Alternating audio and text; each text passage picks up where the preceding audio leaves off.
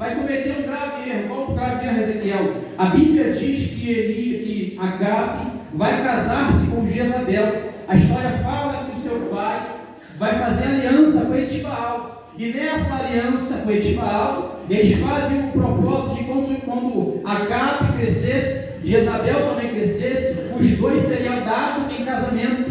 Entenda que Etibaal era sidônio. Entenda que Etibaal não fazia parte do povo chamado povo de Deus.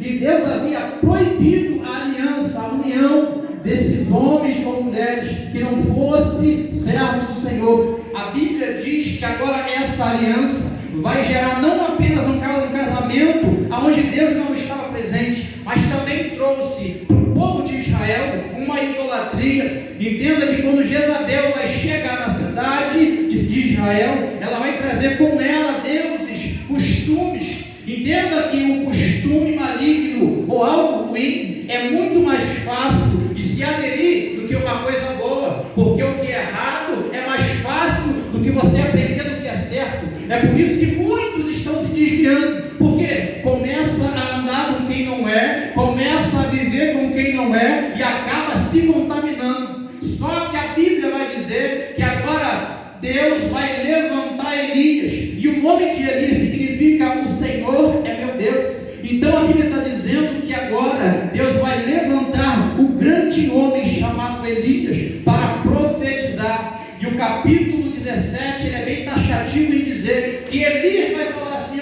segundo a minha palavra não vai chover, segundo a minha palavra não vai cair chuva. Veja o grau de intimidade que esse homem tinha com Deus. Imagina alguém falar algo e na mesma hora Deus se levantar do trono e dizer, eu assino embaixo que esse homem está falando. Isso é intimidade, isso é intimidade com o Senhor. Não é de uma hora para outra. Intimidade leva tempo. Para você ser íntimo de alguém, primeiro você tem que conquistar a confiança. Primeiro você tem que estar vivendo ao lado daquela pessoa, e a pessoa pode olhar para você e falar assim, nesse daí eu confio, nessa daí eu também confio. A Bíblia diz que agora, glória, Elias vai profetizar. Só que quando Elias vai profetizar, segundo o capítulo 17, ele acaba de profetizar que não haveria chuva. Entenda que quando ele profetiza, ele ainda estava em Israel. Então automaticamente a profecia também serviu para ele. Se não ia chover para um, para ele também não ia chover. Só que a Bíblia diz que agora, glória, o profeta Elias não estava desamparado, porque não pense você que Deus abandona alguém, ainda mais dos seus escolhidos. A Bíblia diz que ele vai profetizar, eita glória, a Bíblia diz que ele profetiza, e dentro dessa profecia o céu vai se fechar, o céu vai se encerrar, mas ainda tinha um Deus sentado no trono e dizendo, Elias, pode ir que eu te garanto, pode ir que você não vai passar fome, você não vai ser privado, porque eu prometi, eu vou fazer. Aleluia, Deus! De repente tem alguém dizendo aqui nessa noite, Ezequiel, está difícil para mim, Ezequiel, minha casa está passando por isso, por aquilo. Aí Deus está dizendo para alguém nessa noite, eu estou vendo todo o seu sofrimento, eu estou acompanhando, eita glória, eu sou espectador, mas a qualquer momento eu vou intervir.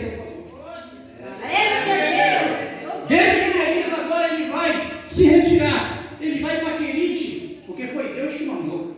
Aleluia. Deus não deixa você desorientado na aprovação. Aleluia, Deus. Você não vai ficar sem orientação, porque Deus ainda é a nossa força.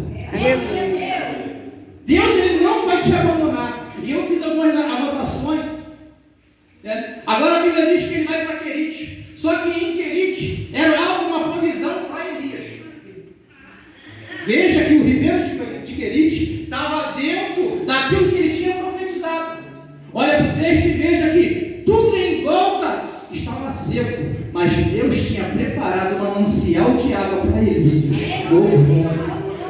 Em meio a essa escassez que você está vivendo, em meio a essa tribulação que você está vivendo, essa sequidão, tem um manancial de chuva. Aleluia. Deus não vai deixar você desamparado. Deus não vai te abandonar nesse tempo. Glória a Deus, aleluia. Deus não vai. O homem pode fazer, mas o Senhor que tu serve não te abandona. Aleluia, Deus. O Senhor que você serve nunca vai deixar você sozinho. Querite vai dizer assim, ó, vai-te, ô glória, vai-te para Querite. Entenda que ali era uma provisão para Elias. Ele não falou, Elias, passa lá e pega fulano. Porque tem momento na nossa vida de provação que é só você e Deus. Aleluia, Deus. Porque Deus vai privar os alimentos naquele momento, é para você passar. Porque tem coisa que Ele quer tratar contigo no particular. Porque de repente, se Ele fosse falar com alguém que visse você passando aquela situação, não entenderia, ia ficar escarnecendo daquilo que você está vivendo. É por isso que às vezes você fica sozinho por homem, mas sempre tem um anjo do seu lado, pronto para ouvir a voz de Deus e agir a seu favor. Querite, lugar de provisão. Fala comigo, lugar de provisão. Mas você acredita que Deus é um Deus provedor? Aleluia. Você acredita que Deus é um Deus provedor? Você acredita que Deus Ele pode fazer aparecer de algum lugar, de algum momento, de alguma pessoa para te abençoar? Eu creio. Querite é assim. Querite, tem vez que Ele nos manda para Querite. Tem vez que Ele nos manda para aquele lugar. Para quê, Ezequiel? Para tratar o nosso caráter. Oh Deus vivo, verdade, Jesus. Vai-te para Querite, e vira-te para lá, para o oriente, e esconda-te junto ao ribeiro de Querite, que está diante do Jordão. Elias estava no lugar da provisão. Querite é o lugar da provisão. Veja dentro do contexto que tudo em volta estava passando por turbulência. Mas Elias não, deu glória. Deus amado, aleluia. De repente alguém olha para a tua família, olha para a tua casa, e a tua casa, meus irmãos brigando, aquele vento terrível, e você na calmaria, na paz. Aí ninguém entende. Por que, Ezequiel? Porque você está em Querite, você sabe que está no vento, mas sabe que a qualquer momento Deus pode se levantar e agir a teu favor. E não falta nada para você. Aleluia. Não falta, não falta. Verdade, Jesus. Não falta. O homem pode dizer que falta, mas Deus não permite. É Deus nunca viu verdade. justo mendigar o pão, e nem a sua descendência passar fome. Glória a Deus. Aleluia. Então Querite é um lugar de provisão.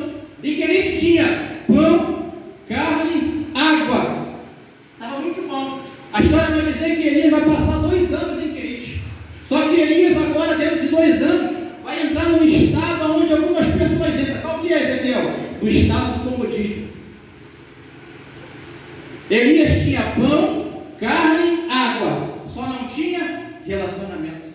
Olha para o capítulo 17, do 3 ao 7. Me mostra aí Deus falando com Elias.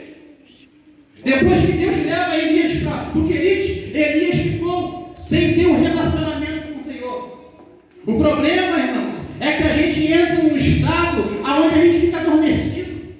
Para de orar, para de buscar, para de chorar, para de subir monte, para de buscar a presença do Senhor, porque nós entramos num estado onde a provisão chega, não tem mais por que orar, não tem mais por que buscar. Aí Deus está dizendo para alguém: ei, volta a buscar minha presença. Aleluia. Show, la plasticou, manai, Elias tinha pão, tinha água, mas não tinha relacionamento. Pode faltar dinheiro, pode faltar casa, mas não pode faltar a presença do Senhor. O carro acaba, a casa acaba, o dinheiro vai embora, mas Deus continua permanecendo de eternidade em eternidade. Perca tudo na tua vida, só não perca a presença do Senhor. Aleluia, Deus. Elias vai se estacionar, pastor. Tinha pão, quando ele estava dormindo, chegava o corpo. Elias, está na hora do café. Elias, está na hora do almoço. Elias, está na hora da janta. Elias estava ficando barrigudo já. Aleluia, Deus.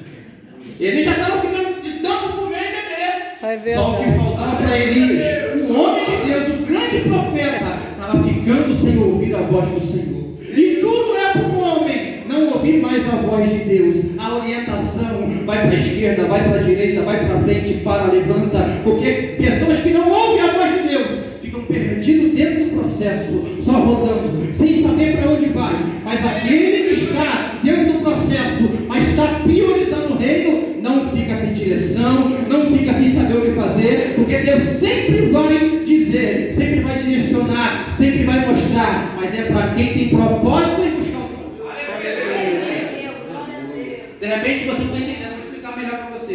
De repente você está na sua casa com sua família bem, Não tem, seu filho está na igreja, teu esposo trabalhando, sua filha está bem na escola, está todo mundo bem, você olha com essa cabeça e diz assim, ó, para que ir para a igreja?